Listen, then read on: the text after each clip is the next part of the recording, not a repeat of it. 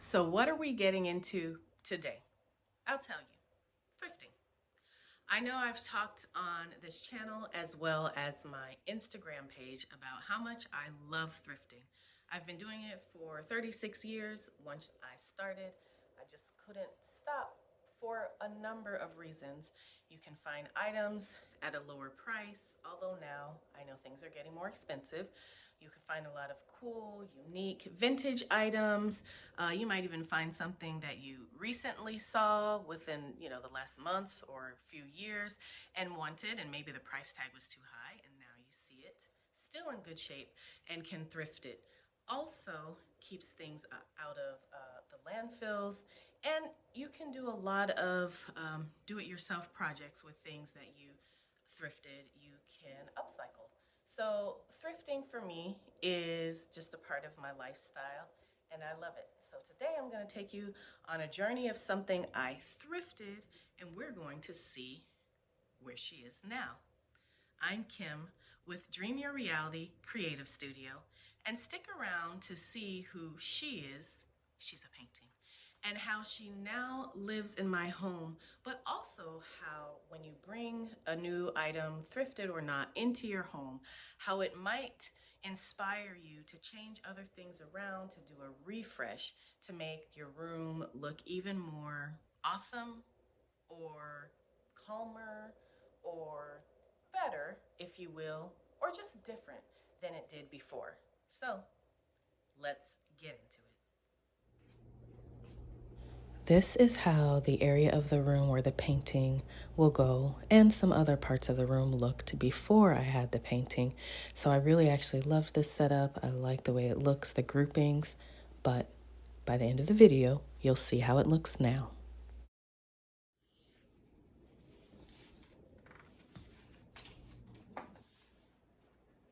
So here's the painting that I thrifted.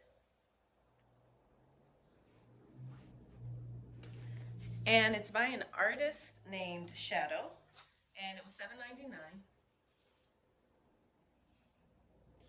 So now let's see what I did with it. So I decided that I wanted the painting to go here. And let me just say, it was less I decided and more the area, the other objects really felt like this is where the painting would fit very well.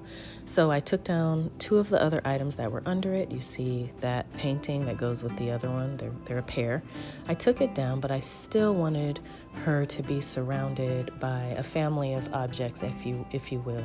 She does stand out, but I also wanted her to not just be alone. Maybe in a different room or a different space I would, but because I have all these other things that go so well together, I knew that she too could work.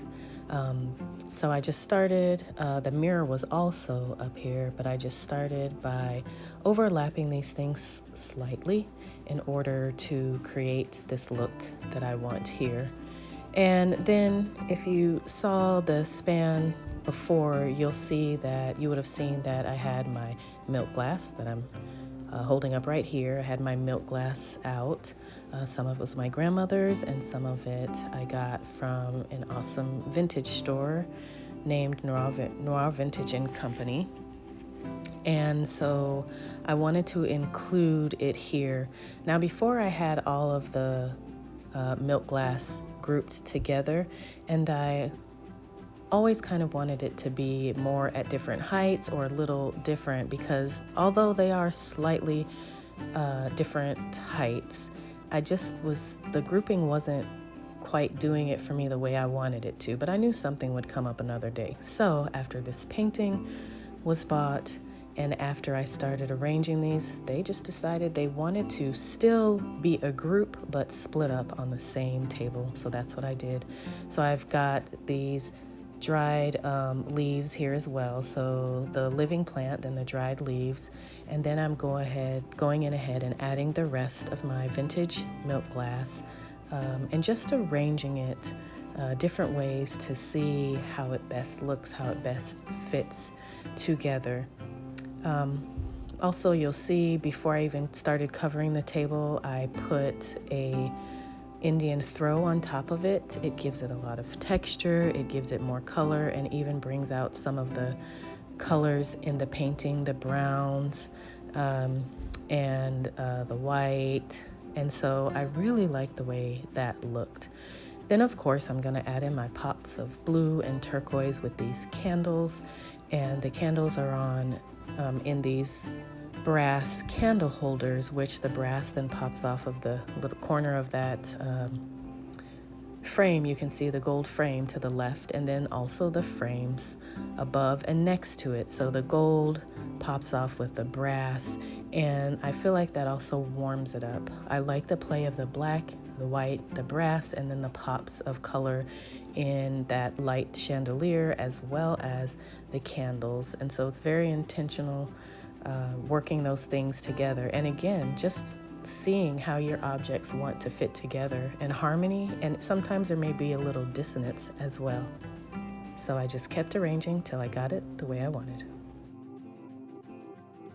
I also want to talk about the black mask there. I like how the mask and then her face are together. There was another painting there, but the two were competing, so I moved it to another part of the room. And now you just see up close how everything works together.